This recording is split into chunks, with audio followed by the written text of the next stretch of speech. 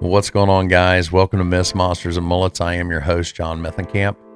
If you have a paranormal encounter you'd like to share, you can email me at mythsandmullets@gmail.com. And when I say paranormal, I mean cryptids, I mean ghosts, I mean UFOs. Anything weird, anything supernatural, I want to hear it. So if you do have one of these encounters, shoot me a message, leave me a comment. Find me on Facebook. You can send me a message there. But I want to hear your paranormal encounters, and maybe we can have you on the show. On tonight's show, we have Jen Kruse from the She Squatchers, and this will be part one of a two-part episode. I really do appreciate all the support I've been getting on all the platforms. If you'd like to support the show, the easiest way you can do that, make sure you're hitting that subscribe button, watch the videos all the way through, hit like, comment, let me know how I'm doing. You know, if you think I'm doing bad, let me know. I might delete your comment, but that's okay. At least I know I'm doing bad. Make sure you're sharing out the episodes to all your friends, all your social medias. That's the best way I can grow the show. Let me know what you think of the new intro and outro music. I kind of like it, but I haven't gotten any feedback on it yet. So let me know in the comments. A lot of people don't realize how much effort goes into just doing the intros, let alone the entire shows. I decided to add a little bit extra at the end of the episode, some little bloopers, some outtakes from me trying to record this intro. So stick around, and let me know what you think. And with that, let's start the show.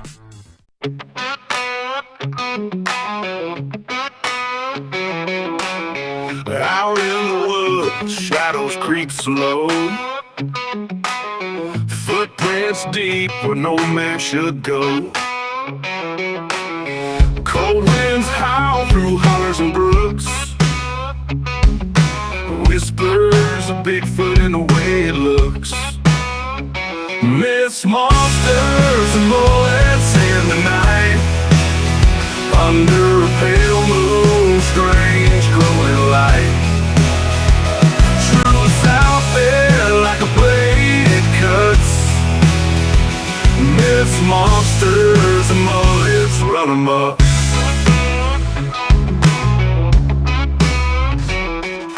Welcome back to Myths, Monsters, and Mullets. I am your host, John Methenkamp. On tonight's show, we have Jen Kruse from the She Squatchers.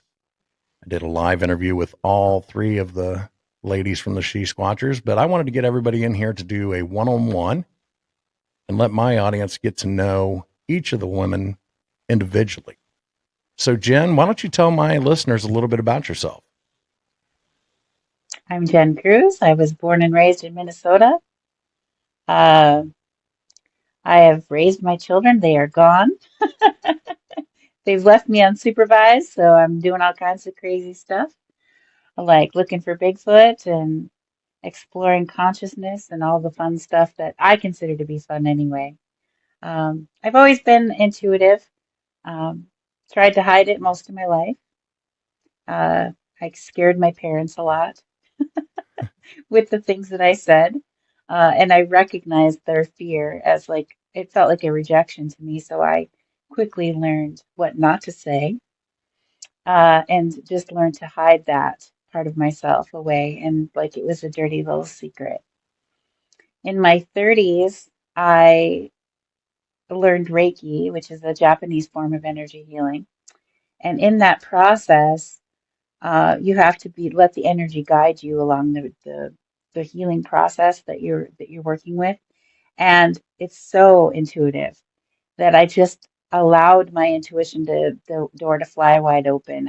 I stopped resisting it, and I went through a massive spiritual awakening. I always had things happening that I couldn't stop from happening. Like things would just fly out of my mouth, and I'd hear myself say, like, Great Aunt Gladys just died. And sure enough, she died at that exact moment, but I didn't know it before it came out of my mouth. I heard myself say it, you know. I would know things about people when I touched them if they were dangerous. I would know that I was in danger of being near them. Just knowing that somebody wasn't supposed to leave now. And when they refused to listen to me, I grabbed their kid and said, "Leave, your kid's staying with me." And then they were in an accident with where their kid was sitting would have been totally crushed. They never would have survived, but the other people in the car survived. Things like that would happen, and I always would try to hide that. Scary messages would come through. It was always to help somebody, really. Um, do you want to hear one of those stories? There was a really scary one that happened. Absolutely. My listeners are here to hear the paranormal. So anything that's not normal, Okay. I want to hear it. So this was prior to my massive spiritual awakening. This was back when I was still trying to hide it from the world and myself. I didn't want it. I thought it was some bad thing because everybody thought I was weird when I was a little kid and things would happen or whatever. So uh, there came a point in time where I had intervened with this person in my community who had some little girls that they weren't treating them very well. And I knew one of the children's fathers and they wanted to get custody. And so we contacted the other father of the other two girls, and he also wanted custody. And I said, okay, I will do what I can. I'm not a social worker. I'm just a nosy person sticking my nose in where it really didn't belong. And I got a hold of this woman and I said, listen, I know what you've been doing with your kids, and it's just not cool. So I tell you what we're going to do. I've got papers here to have you sign your kids over to their fathers, and we will let this go. If not, I'm calling the police and we're going to take this as far as it goes. And she signed the papers. And the other father drove up from Georgia to get his daughters, and they were very happy. I was really bluffing. Uh, I knew stuff was going on. I just didn't know how bad it was. She knew how bad it was and assumed that I knew. But she caved like that. I mean, it was so fast. Anyway, so after he came and got those two girls, they called me Mama Jen. All these kids called me Mama Jen. And because I saved them from this bad situation. Well, so I decided to fly down and see the girls that had moved to Georgia. And so I flew down there and I knew I had met the father and his current wife, but she had a child who was 16 years old and had cerebral palsy, was in a wheelchair. And so when I got off the plane and they picked me up and we had to drive 2 hours to get to their home because they lived in the middle of nowhere.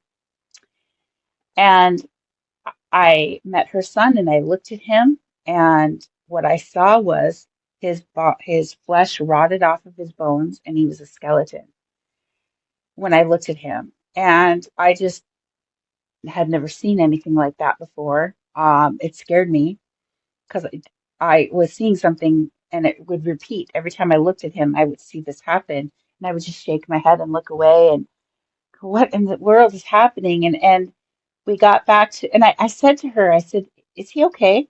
And she's like, "Yeah, he's got cerebral palsy, Jen." And I said, "Well, I know that, but is he okay?" And she's like, "Yeah, he's fine." And I'm like, "I don't think he's fine. I think something's wrong." And she's like asking him, and he's like, "Yeah, I'm fine." And we get back to their house, and now we've got 2 hours later, and I'm still looking at him, and it's still happening.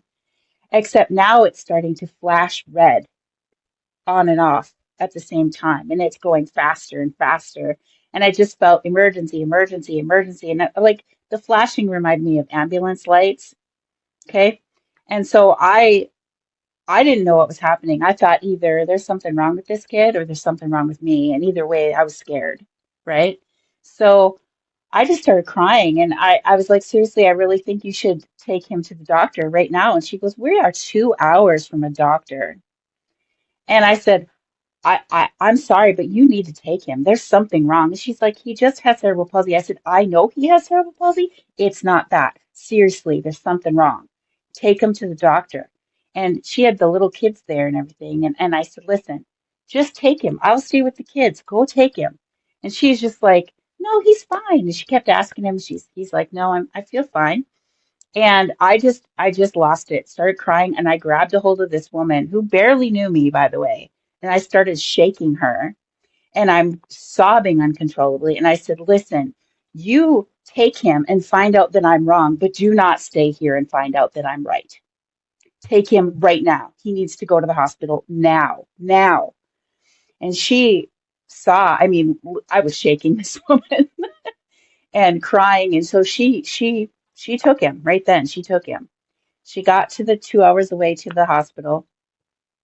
And when they got there, they started looking at him. And the doctor said, what made you bring him in here? And she told him about how this lady who just, they barely knew, was freaked out and was demanding that I take him right now. And he said, well, it's a miracle because he had a grand mal seizure when he was sleeping that nobody knew about. His brain was swelling. And had you waited until there had been symptoms, he would have died in your car. Holy cow. Yeah. So, I mean, that's the kind of thing. And so, but it was hours before I heard that something was happening. So in the meantime, I'm sitting there for the first time seeing this stuff so in my face that I couldn't not do something about it. Normally I would just try to ignore stuff, right? This I couldn't ignore. And it scared me so bad because I kept thinking there's something wrong with him or there's something wrong with me, and both of those things scared me. So I called my one of my friend's mom back home and I said, "Listen, I need to tell you what happened because if there's nothing wrong with this kid, somebody needs to hold me accountable and make me get some help." Just in case And I'm going so, crazy, I need somebody yes, to take charge here. yes. And so I told this woman who I knew would hold me accountable if there was nothing wrong with that kid, that she would make me get some help because then there was seriously something wrong because I had never seen anything so strong in my life.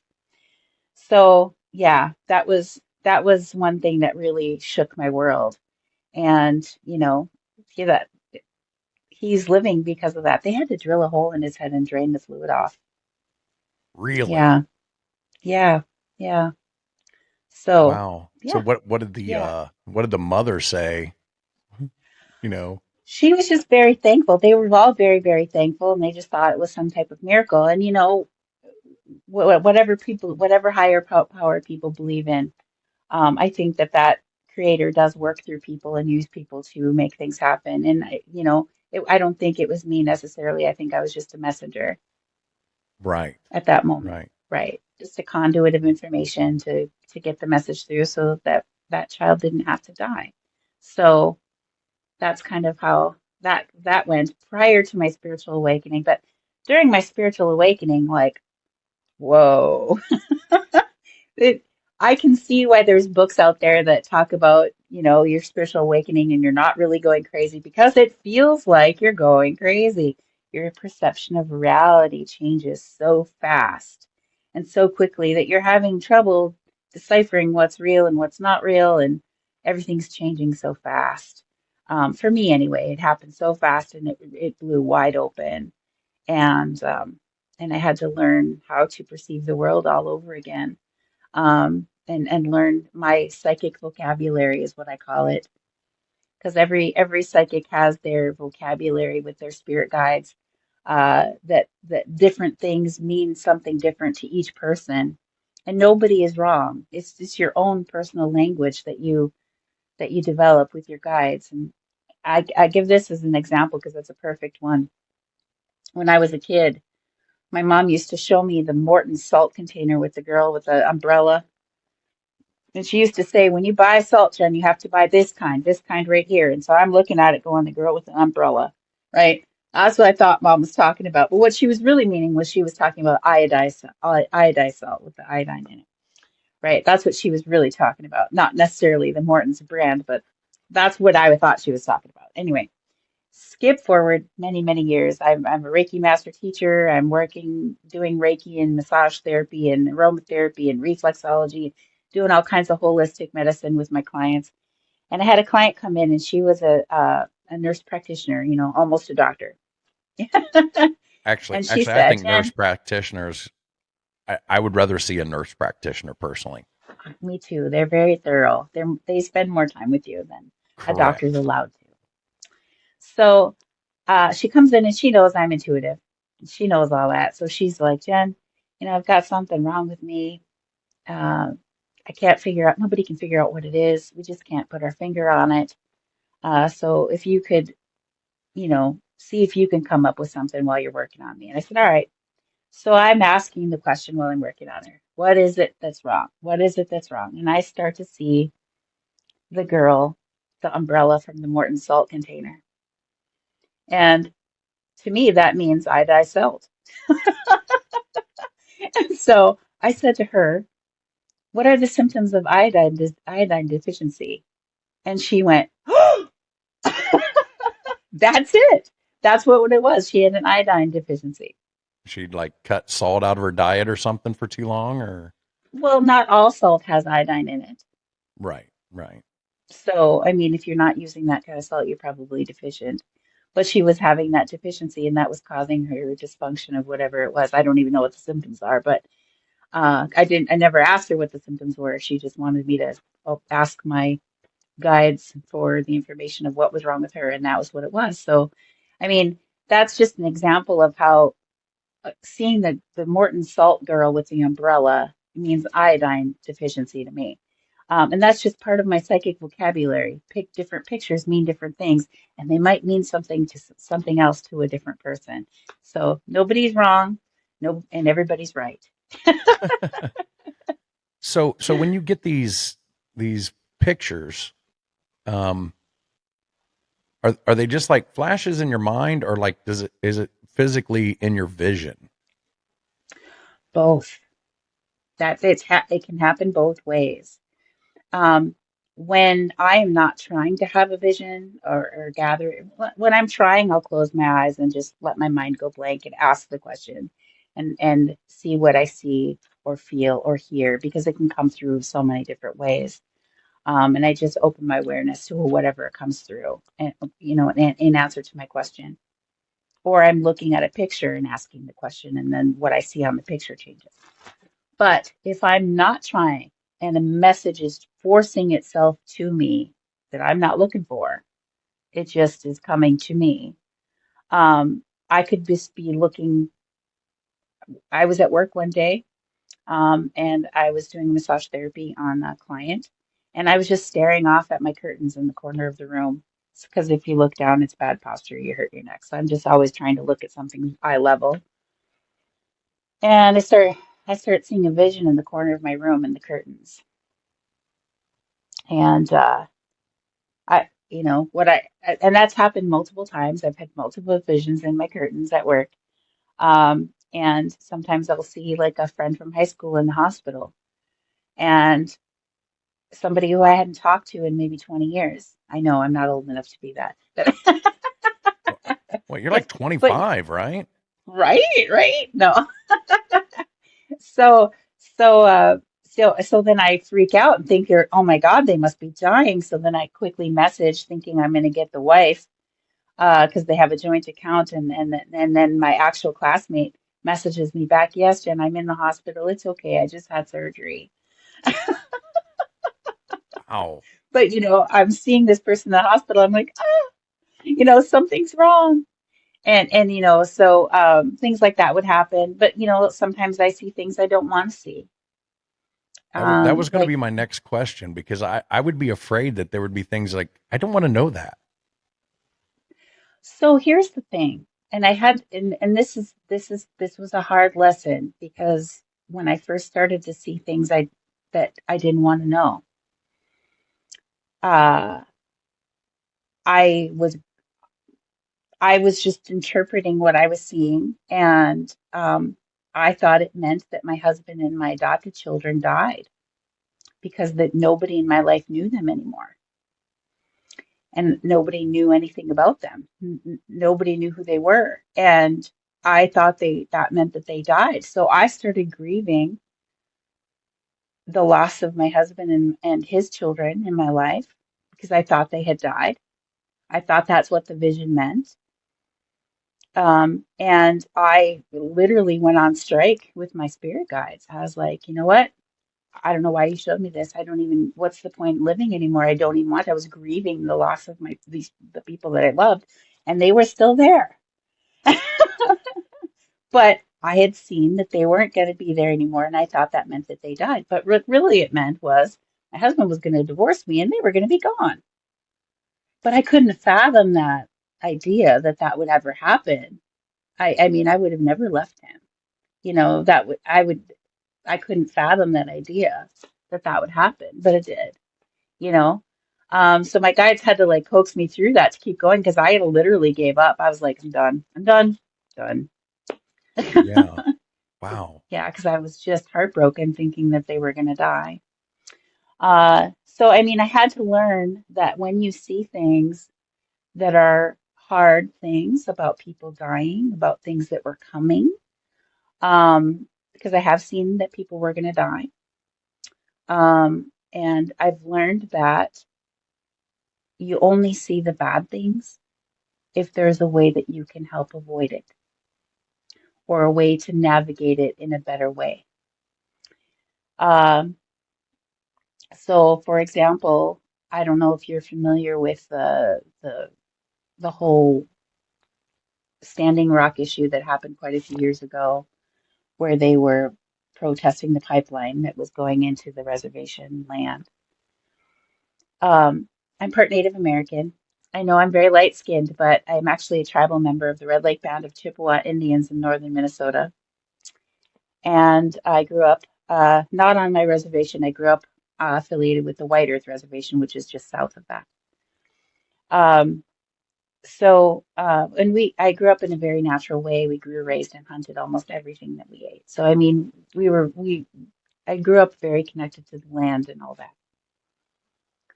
And so, when I had been going through my spiritual awakening, I had my Reiki teacher, and then I had my native elder, who was the leader of the medicine people of our tribe. They don't call themselves medicine people.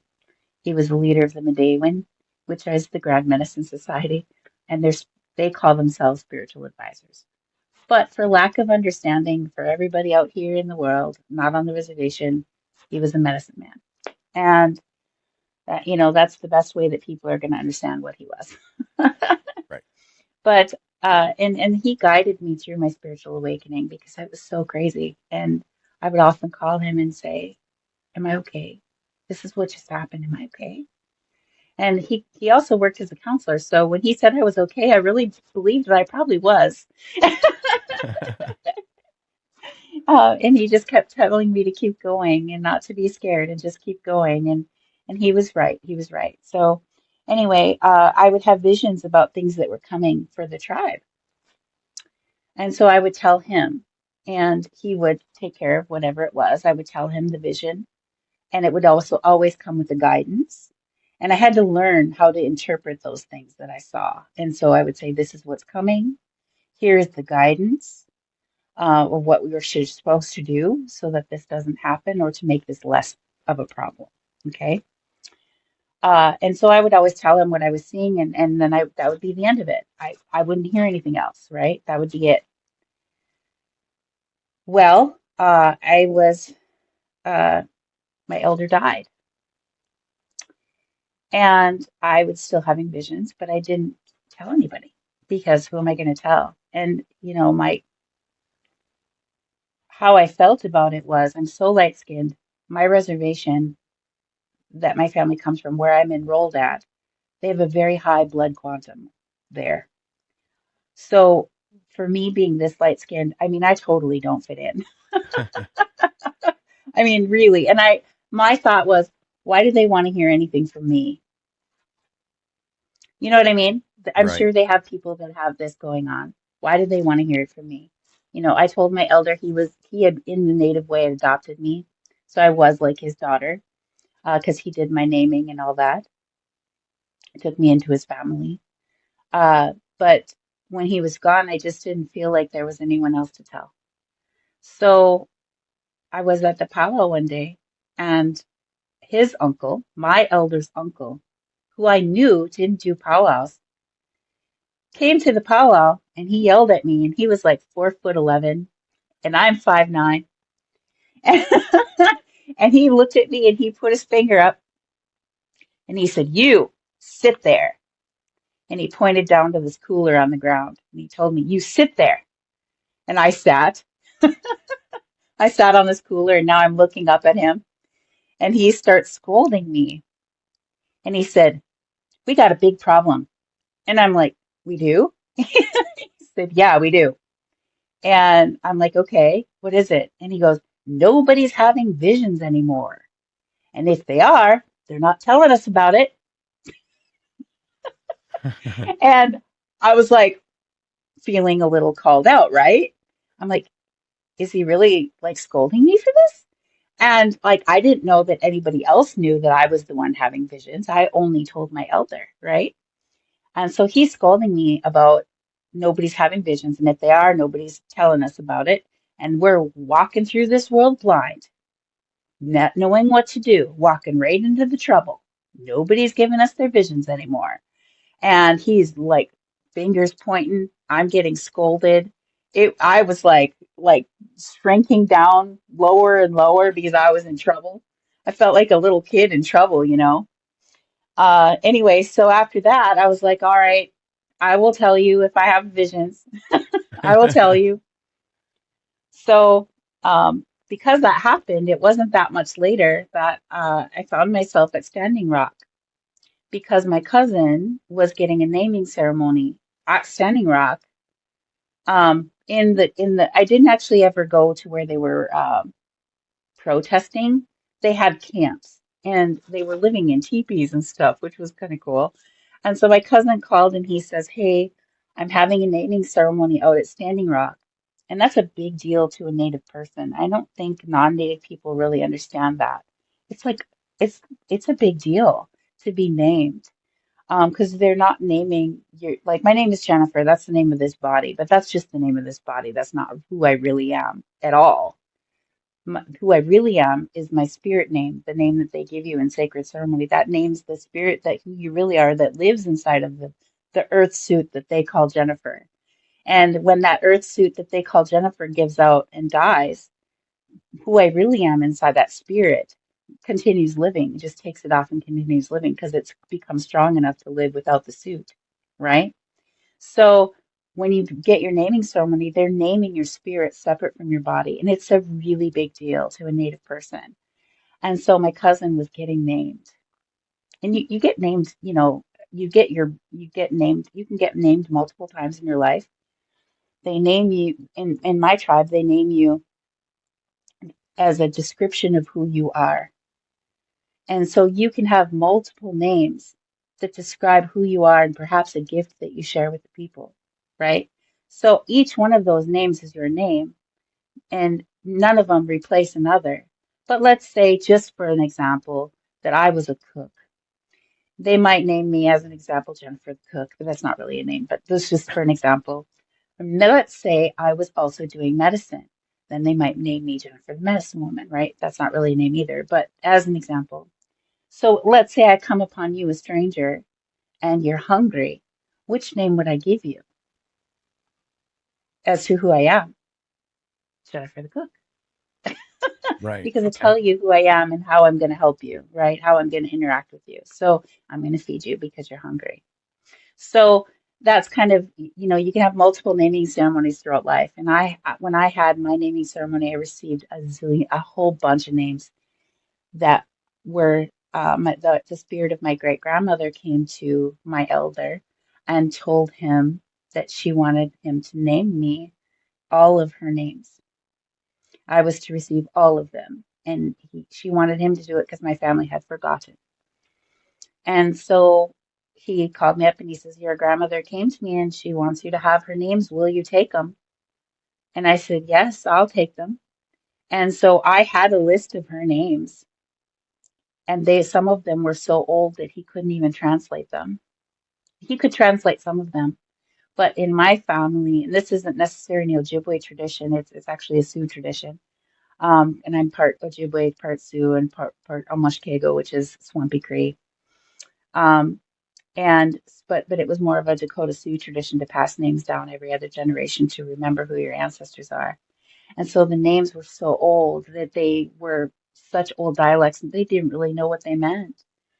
And so I had to like look really, really hard to translate the names and trace the languages back farther and farther to translate some of my names. But it was it's such a fun and an exciting adventure for me to trace down all the names. And how did I get on this whole subject of naming anyway? I don't even know. But We were talking about anyway, Standing I, Rock. we were talking about Standing Rock, so I get off on a tangent. Sorry about that. That's fine. So Standing Rock. So I'm at Standing Rock. Oh my, because my cousin was getting named, and it's a big deal. So he asked if, so in a naming ceremony, generally you want your family to stand for you. And I was the only family that he could think of in the native part of the family that would stand for him. That was in actually in the way of the people, right? So yeah, and I was named so I could stand for him. So I said yes, I would go stand for him. And typically what that would mean was I would hang on to him. You hang on to him like he's a baby.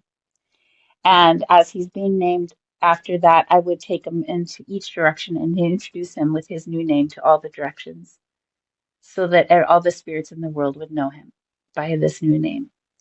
So, so he asked me to do this for him, so I would stand for him and I would introduce him to the directions with his new name when he was named, right? So it was a big deal. It was a great big honor. I said, yes, I will come. So Jenna and I, you know Jenna, Yeah. we went off to Standing Rock, and it's the middle of November and it is cold. And I'm like, okay, well, we were already kind of in the area, but we didn't bring like winter gear, and it was coming on winter. And he's like, don't worry, we've got everything you need. They provided everything we needed. They jackets, blankets, a place to sleep, everything. I mean, everything we needed, they gave it to us. And we spent the night because he was going to be named the next day. And so that night, we're in our little tent, and he had brought me to the head council teepee of the 7 council teepees, and I got to meet some of the elders that were there. And one of them was what he called a seer. And so he knew somebody that had some abilities like mine, which I thought was cool. He was an elder, right? So here I am in my tent that night, getting ready to go to sleep. And Jenna starts talking to me. Do you want to watch my Netflix? She says.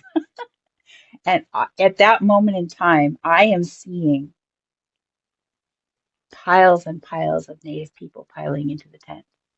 Spirits, old ones from a long time ago. And I'm like, shut up, Jenna. Pay attention. Something's happening. But she wasn't seeing them. Only I was seeing them. Right?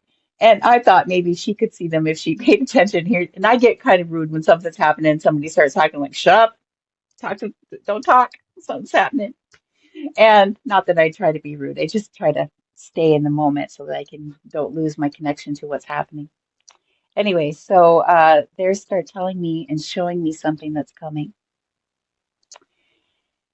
And what they showed me was, I didn't understand what it was. It was some type of a weapon, and it was somebody on top of it, and it swiveled, and they were shooting something out of this. I didn't know what it was. I called it the swivel weapon. I didn't know what it was because it swiveled and it shot, and people were running and screaming. And then I saw them coming into the camps, and people were getting killed. And because the people fought back when they started getting shot with this thing. And then the old native spirits that were there, they told me, remember what your elder told you, the stories of the Ojibwe that were the stories that they were receiving messages back in the day when they were getting rounded up on the reservations and everything. The psychic messages that were coming to them from the ancestors was that they were going to be tempted, and they were going to be tortured, and they were going to get all these things. They were going to do these things to the women and the children, trying to get them to react badly, so that when they reacted badly, then they could say, oh, look, they're out of line. We got to take care of it. We got to take care of it. And so they were told in messages not to react badly, that they had to not react at all, just remain peaceful, because if they do, everybody's going to die. It's just going to be bad. So they just were told not to react badly. And what they were told was going to happen did happen. They came in, they started hurting the women and the children, and then in front of the men, they lined them up and waited for them to react. And when they didn't react, they're like, what do you want from us? You want us broken? We're broken. What do you want? What else do you want? And in the end, they wouldn't react. And so what happened to the Ojibwe or the Chippewa Indians in Minnesota was not as bad as what happened to others elsewhere. And so, a lot of bad things did happen, but not as bad because they didn't react. Like the Dakota. The Dakota reacted. Yeah. Yeah. And then that was not good. But um so these native spirits in my tent were telling me to remember this, and that the same messages now, that this weapon, and they showed it to me. I called it the swivel weapon, was coming, and they were going to do things to the people to get them to react badly, and they needed to not react badly, or this is what's going to happen. And I saw them in the camps, people getting killed. Um, and I did see some girl's arm getting blown up. Um, and and I didn't know when this was going to happen, but it was coming. They said, this is coming, it's going to happen. They need to know not to react badly. So I go stomping off to the head council teepee where my cousin is at, and I tell him what happened. And because this other elder, my elder's uncle, sat me down and scolded me about not sharing my visions anymore, now I felt empowered that to tell, that I needed to tell this. And I was very empowered by being scolded. And so I went in there very confident, and I said, this is what I saw, this is what's coming, and this is what you need to do. And so this is what I saw, this is what's coming. Here's the guidance. If you don't do it this way, this is what's going to happen. Okay? So there's always a guidance. And so I told them, and I said, you need to make sure that everybody knows this is coming, and everybody needs to know not to react badly. Everybody. And there were so many people there. I mean, how are they going to contain it? So we ended up talking some more even the next day with that other seer, and I found out from him that he was a dreamer. He didn't see visions in the daytime. He was just doing dreaming, precognitive dreams, which I have those too, but they grew more and more into like waking visions. And waking visions are so clear because you don't go, well, was it just a dream? You know, Yeah. you Yeah. know you weren't dreaming. So when you're awake. So he talked to some of the others, and that were also dreamers, and I found out they didn't have anybody who had waking visions. They were only dreamers, which I found was really bizarre. So 5 days later, I had told Tammy what my vision was, and 5 days later, Tammy sends me a link to a Facebook Live of something happening at Standing Rock. Somebody was live feeding it on their Facebook, and here was the swivel weapon. It was a water cannon. I didn't know what a water cannon was. I'd never seen one, didn't know they existed. And it was freezing out there. It was the end of November. It was freezing, and it was freezing out there, and they were spraying people with ice cold water out there.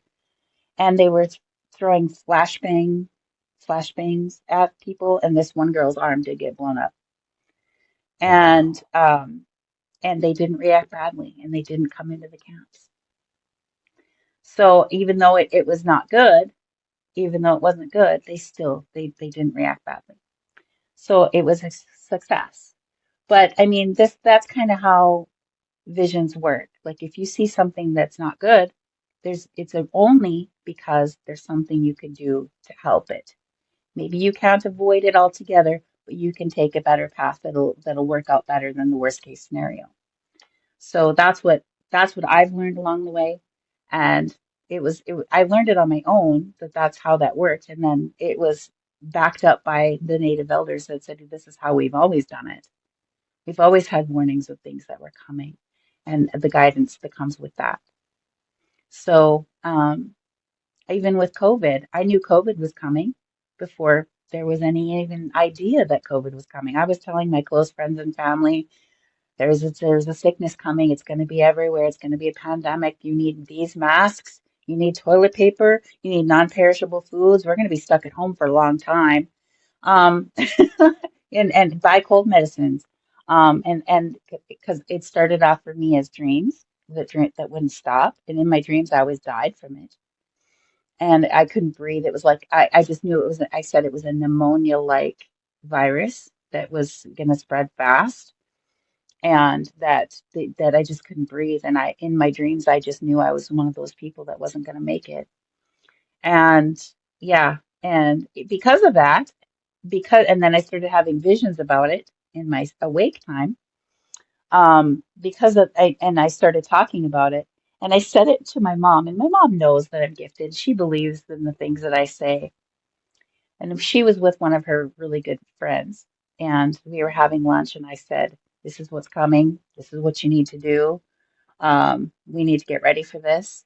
And my mom's friend is like, "I don't think that's ever going to happen in a million years. That would never happen in America." And I'm like, "It's coming. Get ready."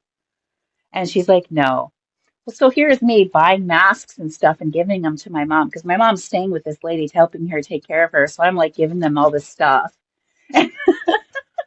because this is coming. You got to be ready for it. And and then after it all came and everything happened, Tammy and Jenna, they were all stocked up. We had masks, we had toilet paper, we had all the stuff. We were Wow. ready. I wish I'd have known you back Um, then. yeah, yeah.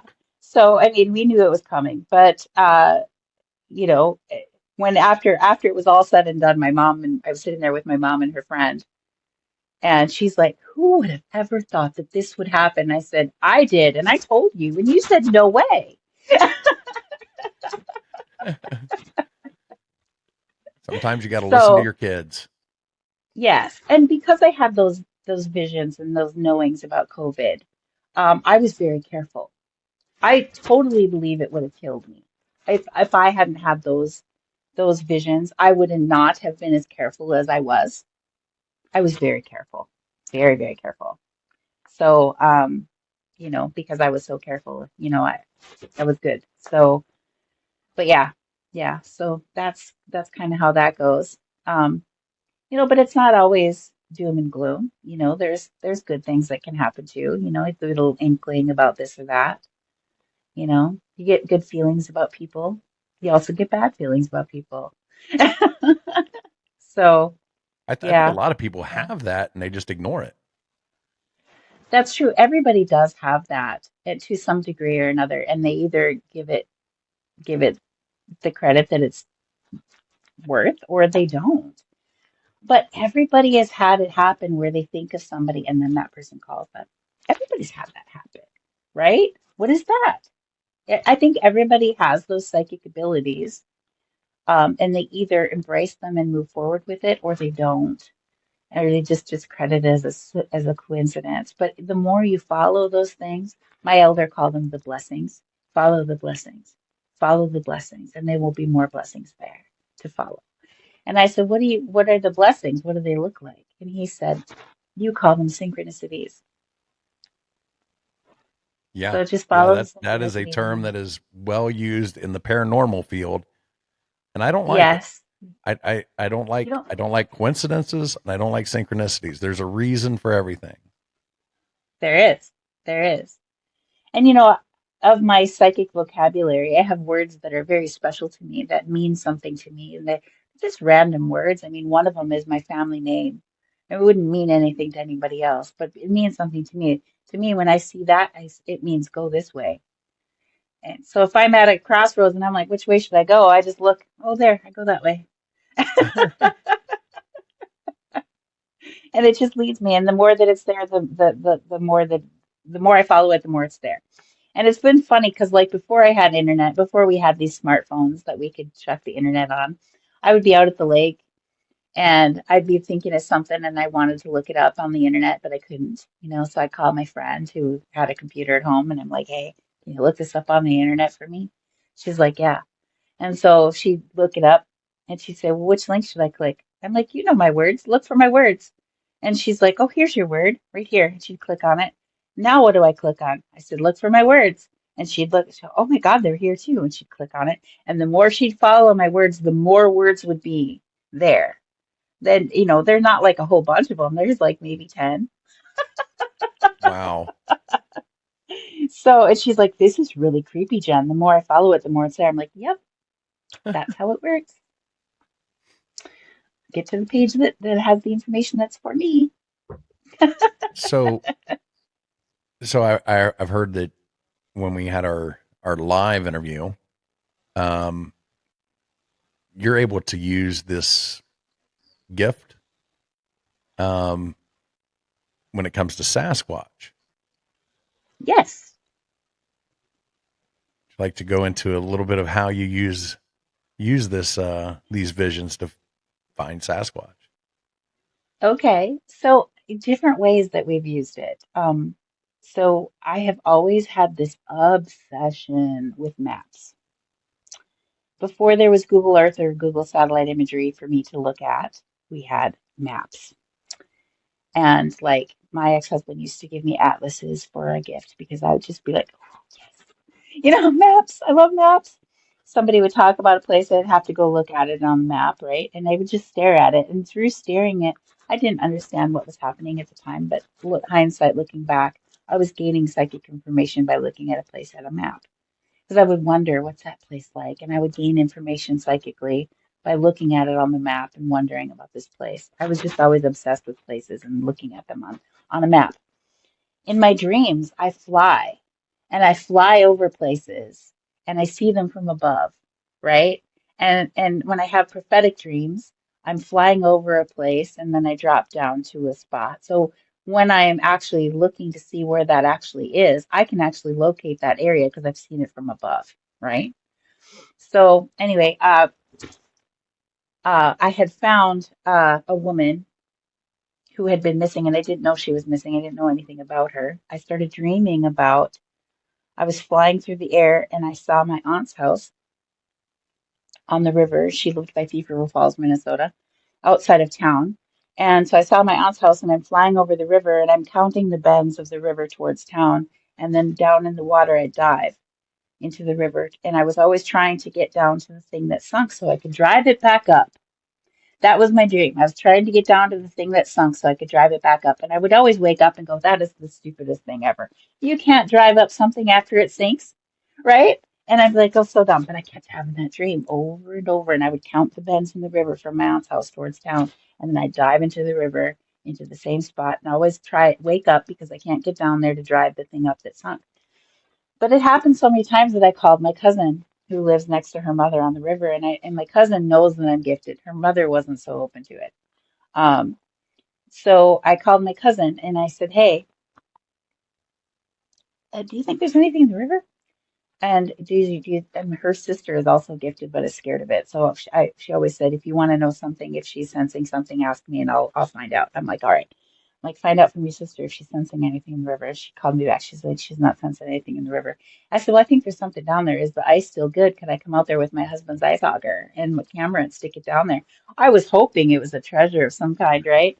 I'm always thinking something positive. It's got to be something great, right? So she's like, no, the ice is breaking up. You can't do that. And I'm like, dang it. So I told her where it was exactly. I said, this is exactly where it is. There's something down there in the river. There's something down there. Told her my dream, trying to drive up something that sunk. I said, I know it sounds stupid, but it's happening over and over and over again. I don't know how much time passed from that phone call. Maybe it was a month. My cousin called, crying. They found her. They found her. She was right where you said she'd be. What are you talking about? Right? She's like, they found Gina Anderson right where you said she'd be. I go, who is Gina Anderson? What are you talking about?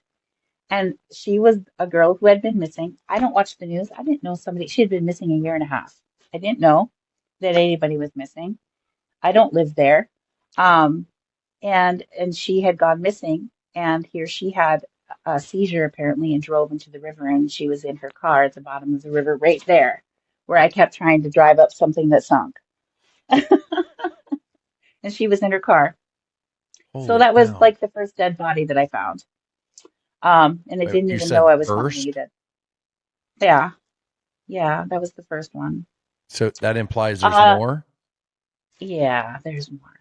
There's more. I don't like to find dead people. That is not fun for me at all. I mean, that one wasn't hard. That I didn't have to go through death with that person, but like I was on a radio interview one time and it was live, and he knew that I had had this happen before, so he knew people that were looking currently for a missing kid. and in an area not near where I live at all, so I didn't know anybody was missing or whatever. And he says, "Can you help us find this boy?" And I'm like, "I don't know. I've never tried to do that before." And he's like, "Well, can you try it?" And I said, "Okay, what's the kid's name? Tell me something about him." So they gave me his name, his and the age, and that he was black. I said, "Okay." And I just took a moment and I tried to connect with him. And I told him what I was feeling was I actually connected with the boy and I was feeling what he was feeling. And I said, he got wrapped up like a mummy with duct tape and a blanket, wrapped up like a mummy, and his hands were tied like this. Hands and feet were tied like this, and they wrapped him up like a mummy, and he's in the water. But I said, it's cold. It's really cold, but it's got edges like a bathtub. It's as wide as a bathtub, but it's cold like river. It's river water. It's like river water. And that was all I needed to say because the search team who was listening, because they asked him to ask me, and they knew exactly what I was talking about when I said that. He was in a storm drain that connected to the river, and they found him right away. As soon as I said that, they knew exactly what I was describing. And he was tied up and wrapped up with duct tape, like I said. And I had to quit right away when I said that because I started to feel emotion from the boy. Like I started, and I said, he's not alive. But I started to feel the emotion that he had.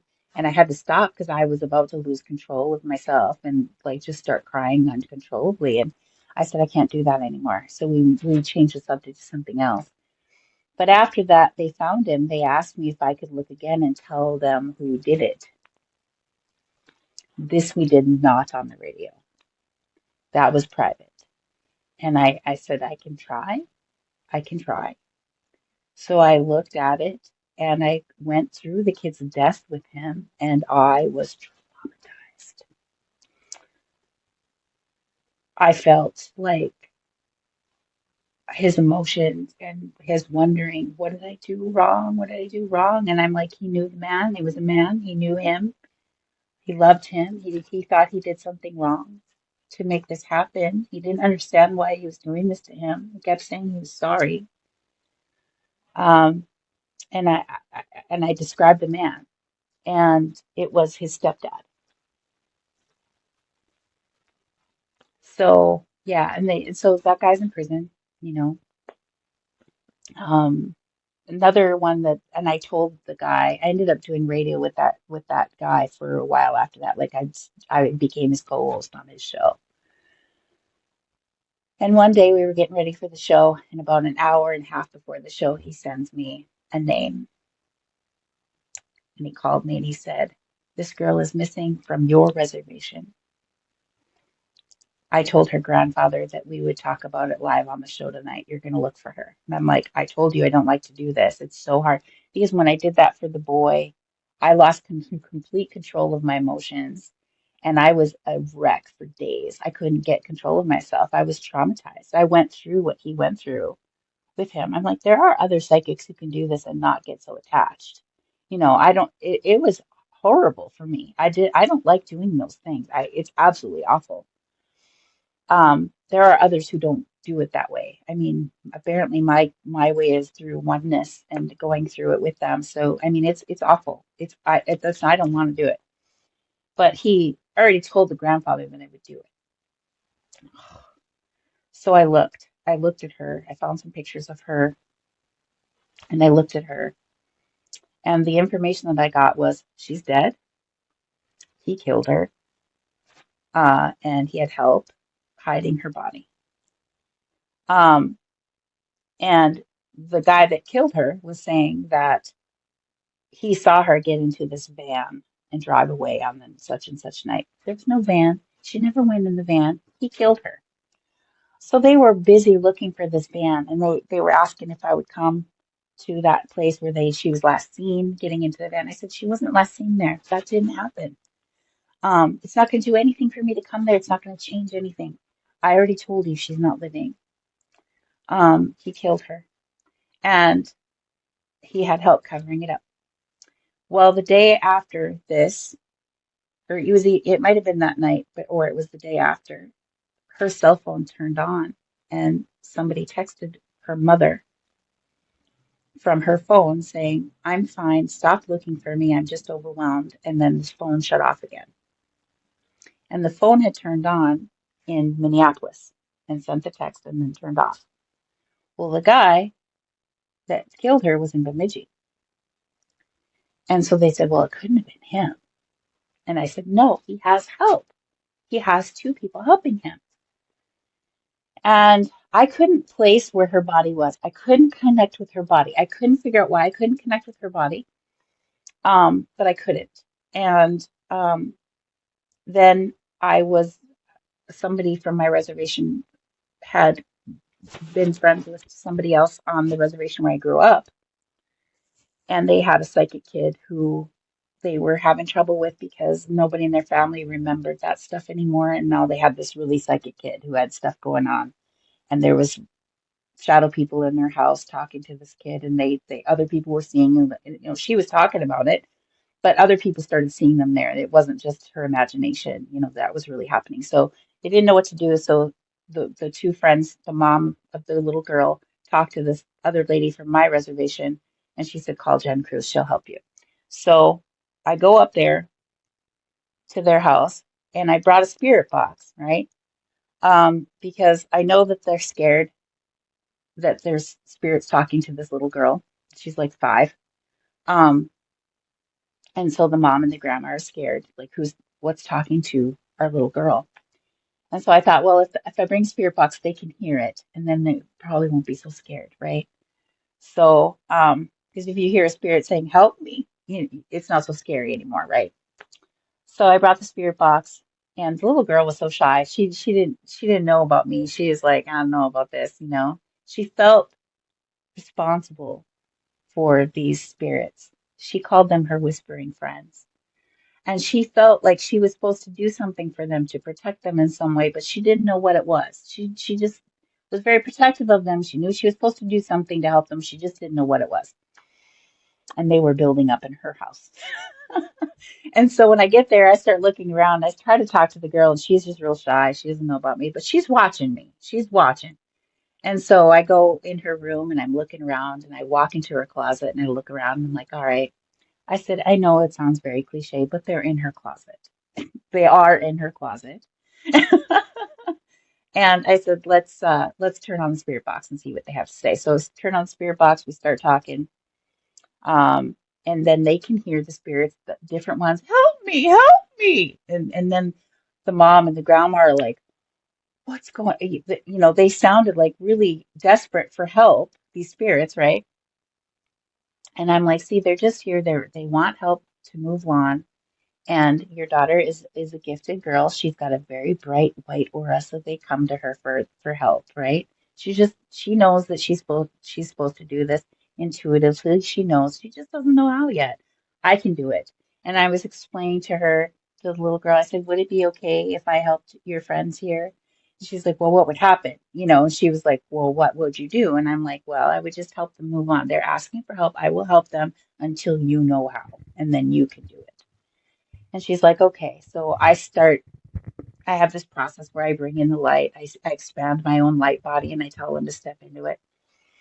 And if they have any reasons that they're scared to do that, we talk about it, between us, and we work through it, and then they step through it and they cross over. That's just the way that I do it. Intuitively, that's been the way that I learned how to do it on my own, right? But then there was one who was in the back of the closet. I'm like, come on, now's the chance. He told me his name was Mike. He wasn't ready. I'm not ready. And he showed me like coffee and stimulants. Like that's how he died, on some kind of stimulant, but he was like something stimulants. And he's like, I'm not ready. I'll let you know when I'm ready. I'm like, all right. So I didn't say anything. Didn't say anything until I left. I texted the mom and I said, there's a guy in the back of the closet left. His name is Mike. He died from some kind of stimulants. He just says he's not ready. He's going to let us know when he's ready. She's like, that's what she said when you left, that there's one in the back. He's not ready. Anyway, but during that whole spirit box session at their house, there was a voice that came through that wasn't somebody in the closet. And it was a woman's voice, and she yelled, "I'm in the basement!" The house that we were in didn't have a basement. It was a trailer house, right? There's no basement there. I knew exactly who it was when I heard it. And so when the mom asked me, "Who was that? We don't have a basement." I said, "I know. I'll tell you who it is later. It doesn't involve this place at all. It's a message for me. I'll tell you later." So after I left, I told her that was Rose Downwind from the next reservation over.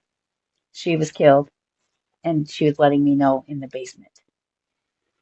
And that's where she died, in the basement. And when she said that, I saw a picture of her at the bottom of the stairs, and that she was still alive, and not she didn't die right away when she fell down the stairs. He was beating her and knocked her down the stairs, and she died in the basement.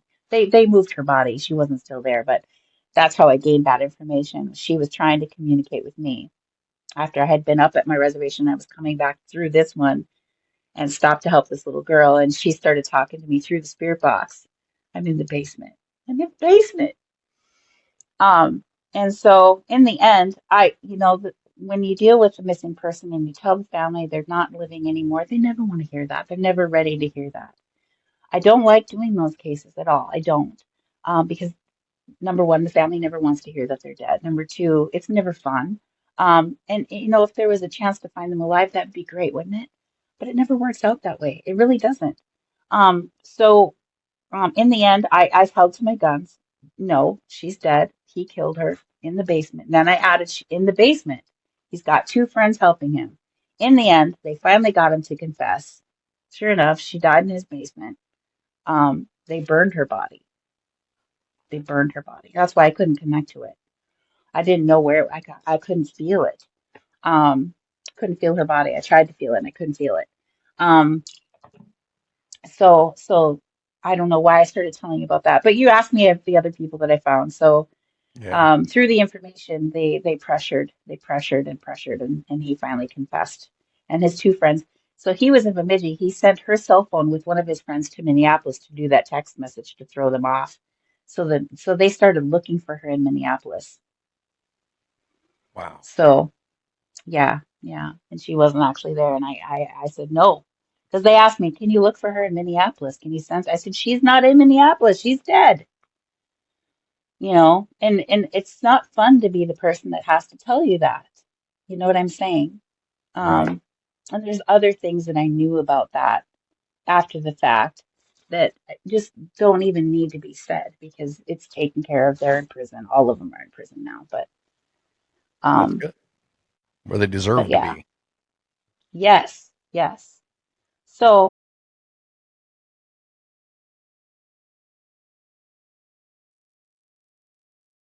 I really do support.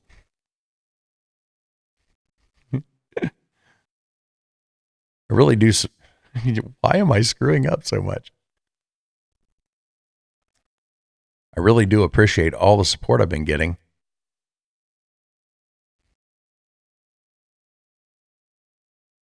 I really do.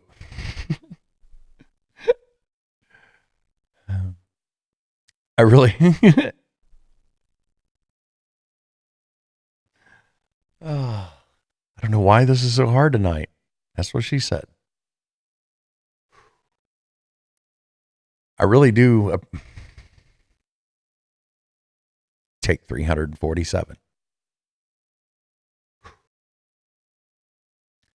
I really do appreciate all the support I've been getting.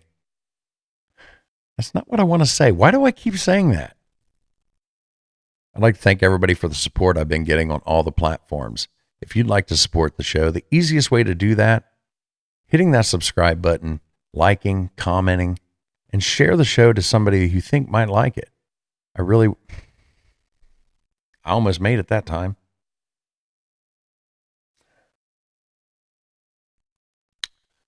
This is going to be a long blooper reel.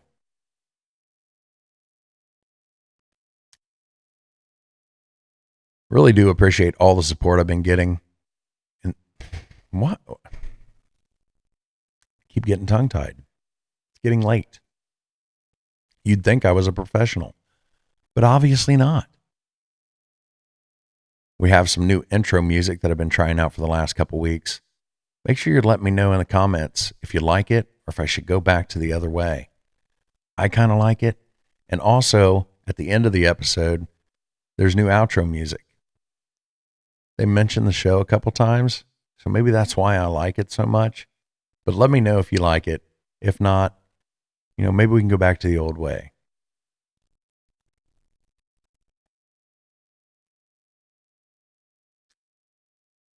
I didn't like that one. Once again, this week, we're going to have that new intro and outro music. Leave a comment down below if you like it. If not, we can change it up. It's as much your show as it is mine. And I want to make I don't like that either. Shadow in the pines lurking in the dusky air. Bigfoot stomps through the woods like he don't care.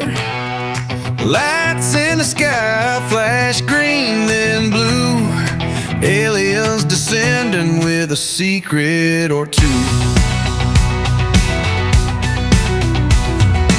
Whispers in the breeze, cold fingers down your spine. Ghosts in the graveyard, twisting through time. Eyes wide open in the dead of night.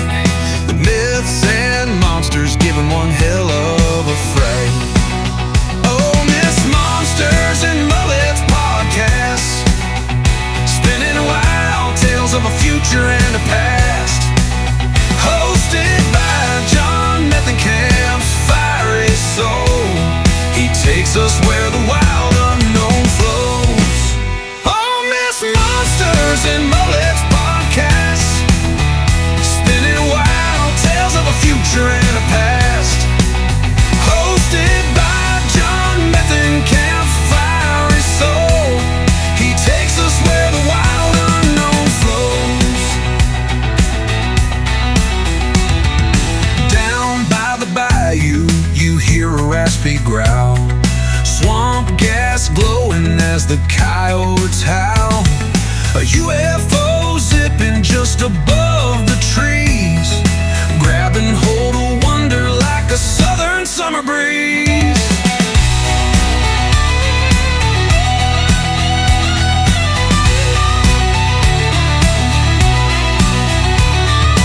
Some call it crazy, others call it a lie. But listen real close as the truth passes by. The lines are blurry, the story's bold.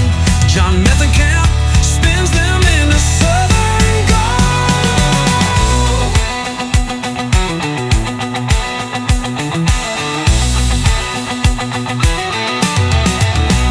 Apparitions dancing in the smoky haze. Legends of the deep south told in hollers and bays. Bigfoot runs free, chasing shadow dreams. Aliens keep secrets like moonlight beams.